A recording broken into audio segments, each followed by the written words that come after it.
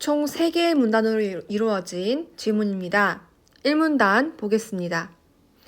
특정 주제를 깊이 있게 탐구하기 위한 독서는 지식을 습득하고 이를 비판적, 종합적으로 탐구하는 독서이다. 이러한 독서는 목차나 책 전체를 훑어봐 글의 전체 구조를 파악하고 필요한 부분을 찾아 중점적으로 읽을 내용을 선별하는 것으로부터 출발한다. 이어 독자는 글 표면에 드러난 내용을 정확하고 충분하게 읽기, 글 이면의 내용을 추론하고 비판하면서 읽기, 여러 관점을 비교하며 종합하며 읽기와 같은 방법을 적절히 조합하여 선별한 내용을 읽게 된다. 자, 1문단에서는 특정한 주제를 깊이 있게 탐구하기 위한 독서에 대해서 설명하고 있는데요. 그게 뭐냐면 지식을 습득하고 이를 비판적이고 종합적, 좀 통합적으로 탐구하는 독서입니다. 그러기 위해서는 일단은 목차 같은 것을 통해서 책의 전체 내용을 훑어보면서 구조를 세우는 것도 필요하고, 그리고 필요한 부분을 발췌독해서 중점적으로 읽을 내용을 선별하는 것으로부터 출발한다고 합니다. 그러면서 글 표면에 드러난 내용을 정확하고 충분하게 읽는 사실적 읽기, 그리고 글 이면의 내용을 추론하는 추론적 읽기, 비판하는 비판적 읽기, 그리고 여러 관점을 비교하면서 종합하면서 읽는 주제통합적 읽기를 할 수 있게 된다는 거죠. 따라서 1문단의 내용에서는 특정 주제를 깊이 있게 탐구하기 위한 독서에 대해서 소개하고 있습니다. 2문단입니다. 위 과정에서 독자는 자신의 배경 지식과 새로이 얻은 지식을 통합하여 의미를 구성한다. 그런데 이렇게 개인의 머릿속에서 구성된 의미는 다른 사회 구성원들과의 상호작용을 거쳐서 재구성된다. 따라서 특정 주제를 깊이 있게 탐구하기 위한 독서의 의미 구성은 개인적 차원뿐만 아니라 사회적 차원에서도 이루어지는 것으로 이해돼야 된다.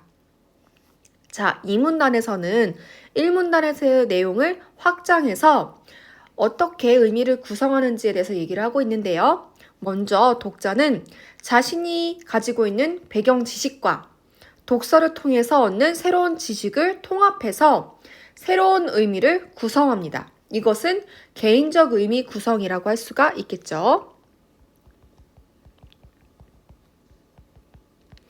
근데 이렇게 개인의 머릿속에서 구성된 의미는 다시 다른 사회 구성원들과의 상호작용을 거쳐서 재구성될 수 있습니다. 이것은 사회적 의미 구성이라고 할 수 있겠죠.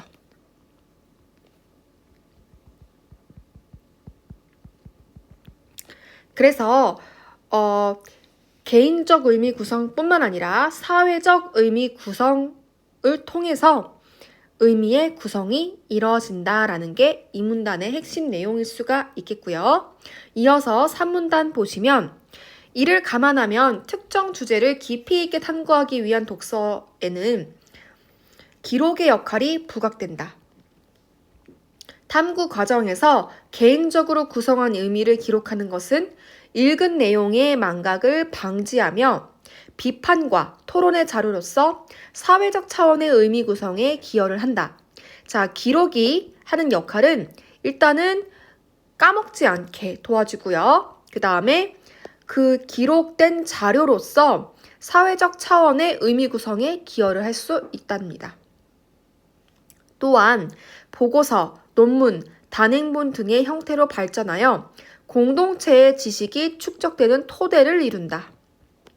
이렇게 볼 때 특정 주제를 깊이 있게 탐구하기 위한 독서는 학문의 탐구의 과정에서 글을 읽고 의견을 주고받으며 토론하는 강론 또는 기록을 권유했던 전통과도 맥을 같이 한다. 자, 이렇게 뭔가 의미를 구성하면서 기록을 하는 것은 지금 현대에만 이루어진 것이 아니라 아주 역사가 깊어서 전통적인 부분까지 갈 수 있다는 내용입니다. 이를 종합해 봤을 때 3문단에서는 특정 주제를 깊이 탐구하는 독서에서 기록이 하는 역할에 대해서 얘기를 하고 있다고 정리할 수가 있겠습니다. 자, 1문단, 2문단, 3문단에 걸쳐서 특정 주제를 깊이 있게 탐구하기 위한 독서 방법에 대해 얘기를 하고 있습니다. 이러한 내용을 바탕으로 문제를 풀어보도록 하겠습니다. 첫 번째 문제입니다.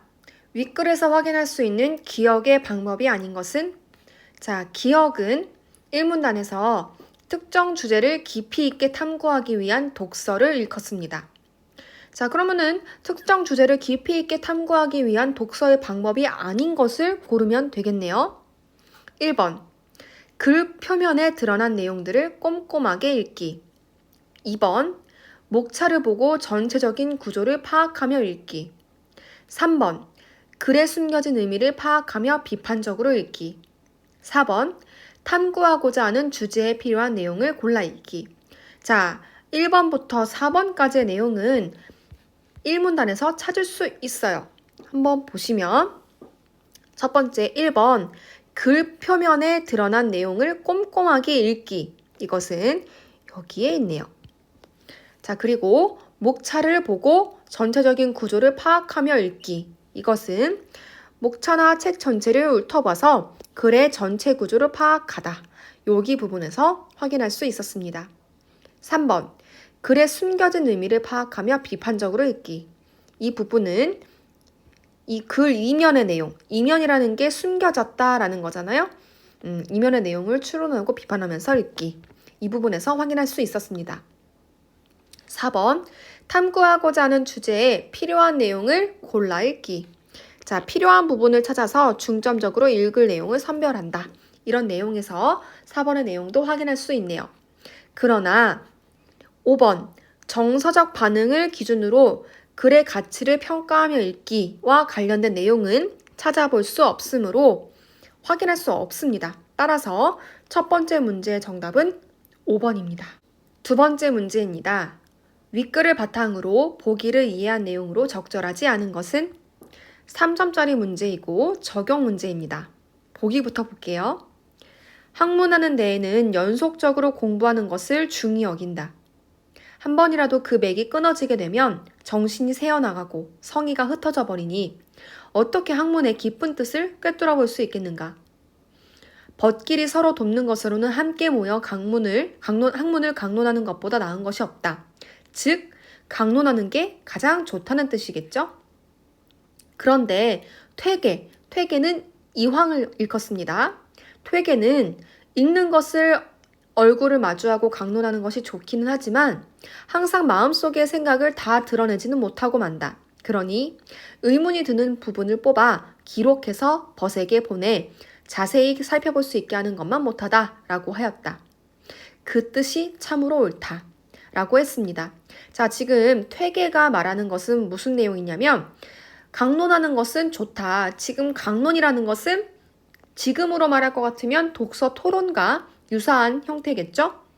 물론 강론하는 것이 좋기는 하지만 내 생각을 다 드러내기에는 역부족이다. 그래서 이러한 것들을 다 글로써 적어서 기록을 해서 그것을 자료로 남아서 벗에게 보내면서 그 다른 독자와 상호작용을 한다면 그게 가장 좋다라는 겁니다. 자, 어느 정도 지금 지문의 내용과 일치하는 부분이 등장하고 있죠? 자, 이러한 부분을 통해서 선지를 한번 골라봅시다. 1번, 정신이 새어나가고 성의가 흩어져 버리는 데 대한 우려는 기록의 궁극적 목적이 망각의 방지에 있음을 시사한다. 자, 기록이 망각 방지의 역할을 하기는 하지만 지금 보기에 정신이 새어나가고 성의가 흩어져 버리는 것은 무엇 때문인가요? 지금 이러한 내용은 학문을 연속적으로 하지 못하는 그런 문제로 인해서 맥이 끊어지는 것 때문에 일어나는 거거든요. 따라서 지금 이것은 기록의 궁극적 목적이 망각의 방지에 있다라는 것과 관련이 크게 없습니다. 따라서 정답은 1번이 되겠는데요. 자, 2, 3, 4, 5번도 한번 보도록 합시다. 2번, 학문 과정에서 학문의 깊은 뜻을 꿰뚫어 보고자 하는 것은 주제를 깊이 있게 탐구하고자 하는 태도와 일맥상통하는 거 맞죠? 깊은 뜻을 꿰뚫어 보는 게 깊이 있게 탐구하는 것과 같잖아요? 따라서 맞습니다. 3번. 읽은 것을 얼굴을 마주하고 강론하는 것은 독서의 의미 구성 과정에 포함되는 구성원들과의 상호작용을 가리킨다. 자, 아까도 설명했지만 강론 같은 경우는 현대의 독서 토론과 같은 형태라 그랬어요. 독서 토론이나 강론 같은 것도 다 모두 독서 과정에서 다른 사람과 사회적 상호작용을 통해서 의미를 확장하는 단계이죠. 따라서 맞습니다. 4번. 마음속의 생각이나 의문이 드는 부분을 강론 또는 기록을 통해 공유하는 것은 사회적 차원의 의미 구성 과정과 연결된다. 그렇죠. 자, 지금 3문단에서 얘기를 했는데 비판과 토론의 자료로서 사회적 차원의 의미 구성에 기여하는 게 기록의 역할이라고 했어요. 기록을 통해서 그 기록을 서로 공유하고 생각을 전달할 수 있다는 점에서 사회적 차원의 의미 구성이라고 할 수 있다는 겁니다. 따라서 4번의 내용도 맞겠죠. 5번. 기록해서 벗에게 보내 자세히 살펴볼 수 있게 하는 것은 비판과 토론의 자료로 기능할 수 있는 기록의 의의를 드러낸다. 자, 방금 설명했던 내용과 일맥상통하므로 맞는 선지임을 알 수가 있겠습니다. 따라서 두 번째 문제 정답은 1번입니다. 세 번째 문제입니다. 다음은 윗글을 읽은 학생의 반응이다. 이에 대한 설명으로 가장 적절한 것은?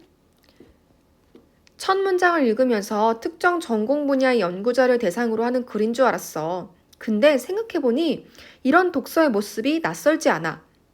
우리도, 자, 우리라는 것은 자신의 어떤 부분을 얘기하는 거겠죠? 우리도 학교에서 보고서 작성을 위해 책을 읽고 친구들과 의문점을 나누며 의논하는 경우가 많잖아? 자, 지금 뒤에 나오는 이 부분 같은 경우는 학생 본인의 독서 경험과 관련된 부분입니다. 자, 이를 염두에 두고 선지를 골라봅시다. 1번. 독서에서 얻은 깨달음을 실천하려는 모습을 보이고 있다. 자, 지금 독서에서 얻은 깨달음을 실천하려는 모습을 보이고 있다. 이게 맞으려면은 내가 어떤 책을 읽었는데 그게 정말 내 마음에 와닿고 내 삶에 큰 교훈이 됐다. 이런 모습이 나타나야 되거든요. 그런데 그런 내용이 아니므로 틀렸습니다. 2번.